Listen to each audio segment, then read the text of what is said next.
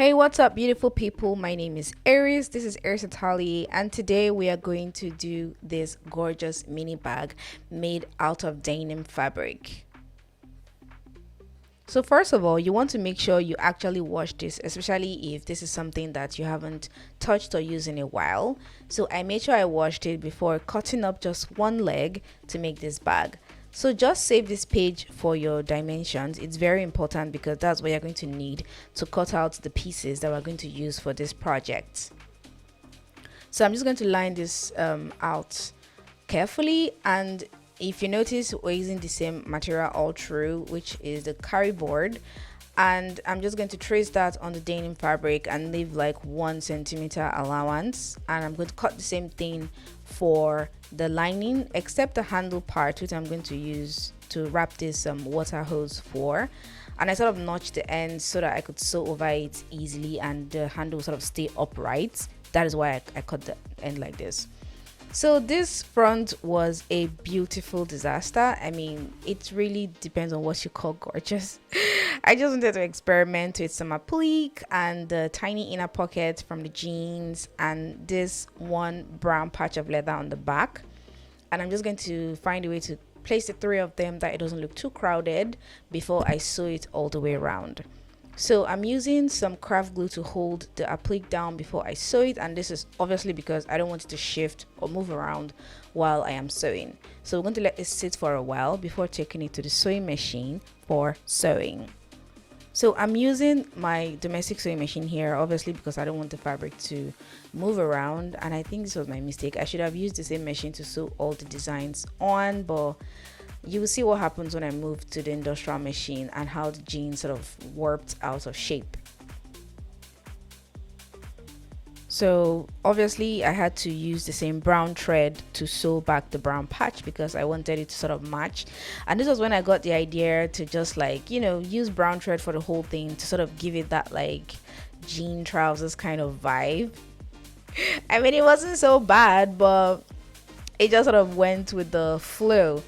So this was the only thing I didn't like, the way it came out, which was the front pocket. It sort of warped out of shape and I was like, God, why?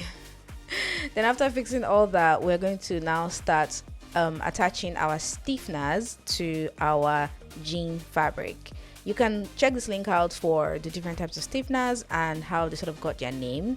And also this link, let me space it out a bit, for the kind of glue that I'm actually using. This is called contact adhesive, and the only reason I'm using it like this, where the glue is still kind of wet, but I'm just going to sort of rub it in so the fabric can soak up a little bit of that glue before it dries. Obviously, because I don't want to put the gum on the fabric itself, I'm always scared that it's going to soak through. So when it's time to attach a stiffener to a fabric, I always put it on the stiffener itself and let it air like a few seconds before attaching the two together. So now we're going to put it on all the outlines. All the pieces seen here, I'm going to do some of them off camera before like folding it in, but this one you have to let it breathe a bit before folding it in like this because you want it to really be tacky and to glue snugly on itself. So this is the side piece. I'm just going to show you guys how I wrap this bottom one. So just look carefully and watch the technique that I use. The other ones are easy to do, but this one you have to make sure your angles are really proper so that when you're coupling your bag, it sort of sits well. I think another issue I had with this fabric is the fact that when I was sewing, I noticed that some of the edges started to unravel. I mean, but because it's denim fabric, so it didn't look like really horrible. It almost looked like a style self, like all the edges were sort of like distressed, but I wanted neat corners. But when I started sewing it and working on it much later, you will notice that the edges started sort of like popping out. So this is the zip I'm going to use for the top. Please, if you want to use this technique, you have to be very careful so you don't burn your fingers.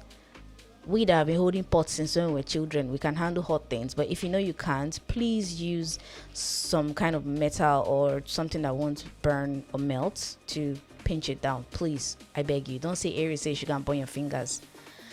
So If you notice, my pattern and what I'm doing here is a slight difference. I think this piece was too long, so I had to shorten it on the pattern page. You can actually follow the link to look at all the other patterns that I've made before now. I mean, it doesn't have all of them, but it has most of them. I'm sorry if you can't find the one you're looking for. I'm trying to sort of put all of them together, so I'm still putting them together. So we're going to attach our top pieces to our zip before we glue on the lining and we sew everything together. So this kind of lining I'm using, it has like this faux suede type of thing. If you have real suede, I think I prefer you use that, or if you have a fabric that doesn't unravel, because this technique I'm using works with this fabric, because when you just trim it and you leave the ends open, they don't like unravel, they sort of stay put and they don't loosen. So that's why it's like a very popular choice here when we're making bags, because you don't even have to fold the ends sometimes. They sort of just stay put. As long as you trim it like really carefully and neatly, they would always stay. So if you have synthetic leather or some kind of suede or skin, you can use that. But using cotton, or I'm not sure about linen. So if you notice the way I'm just trimming this like this, because of the way the fabric is, it's not going to like loosen or come undone. So that's why I'm saying it. If you want to replace this with some kind of fabric that is woven, it might unravel, but this particular fabric doesn't. So now it's time for us to move to the side pieces. You can actually check out this link for when I made like an honest attempt to explain how this kind of gusset is put together. I just hope you guys understand it, but I am explaining and explaining. I'm tired of explaining. But it's the same 3-piece gusset that I explained in that video. That's what I'm using for this purse, because I want it to be really structured and I want it to stand upright and look really, really neat and put together. So I'm just going to fold these ends in before taking it to the machine to sew just the top. So if you want to add a D-ring, this is a good point. You add your D-ring before closing the top of the side piece. Side piece. But I did not want that. I just wanted like a cute mini denim purse to just sort of carry around. I don't know, recently I've not been really like liking, or rather wanting to use the whole long strap or long chain handle thing. I just prefer my bags with small cute handles where I just sort of hold and I just sort of style it that way. So for the bottom piece, I'm trimming all 4 corners and we're moving in like 5 millimeters. So you don't want your lining to sort of stick out at the end. And this is so that when you sew it like this, it's snugly tucked under and you don't have your fabric, your black fabric rather, sort of peeking out from in between. So we are only sewing that groove at the middle.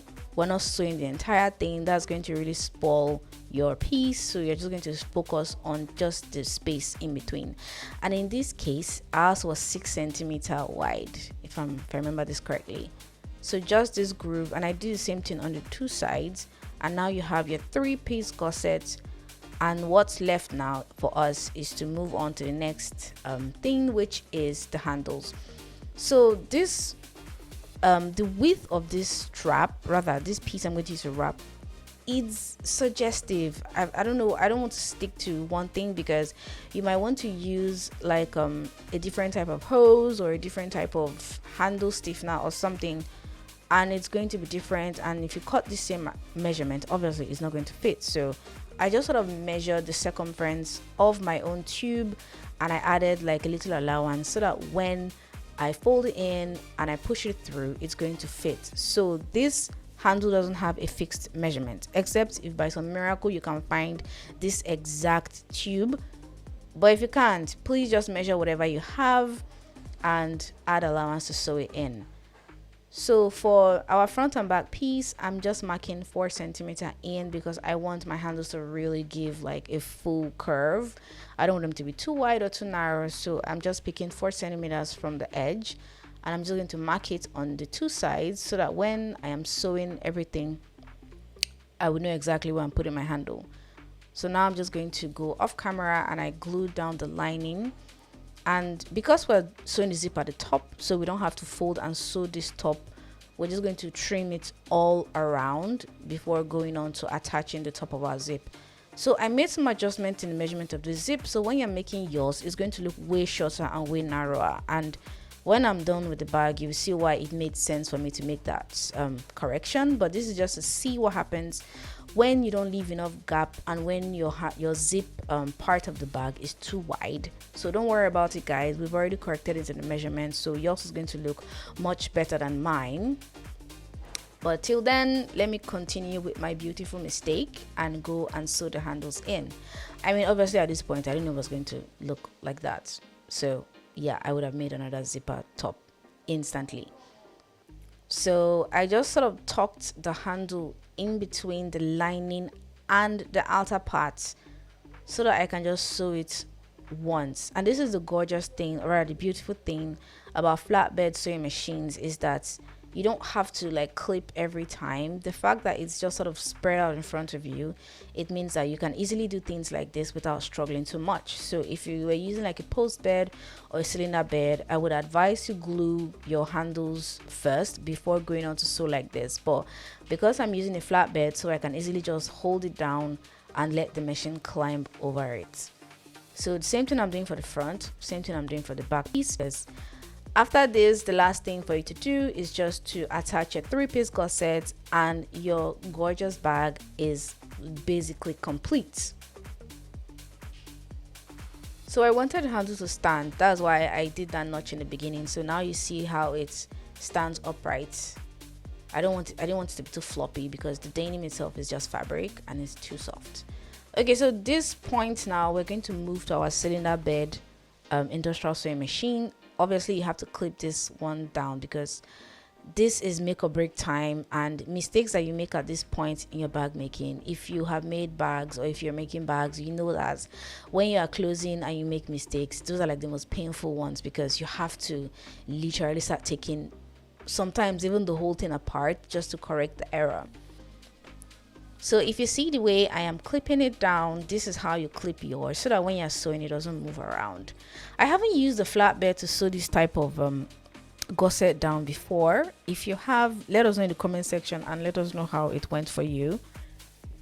And obviously mine was very, very tough because I wrapped cellulose board instead of using like a really soft or a really light stiffener. I wanted something really strong because I wanted the bag to be very small and to be very rigid.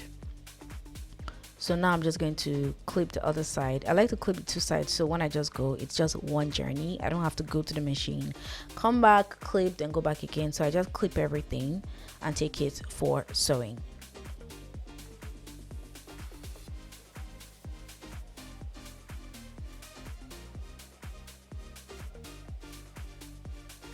So now it's on our cylinder bed machine. I don't think I put the whole clip, but for the person that asked me if this foot is working well for me, as you can see, it's working really well. I don't have to worry about the scratching and the tearing. I mean, you still have to be careful because it's an industrial machine. It pulls a lot of punch, so if you're not careful, it's going to rip your material apart. So you can follow this link to watch the installation and everything about this new foot I got for this sewing machine. But before then, don't forget to like and subscribe to my YouTube channel. Thank you for watching this video. I really hope you learned something and you watch me make mistakes so you can actually help me correct them. Thanks for watching this video and I'll see you in my next post.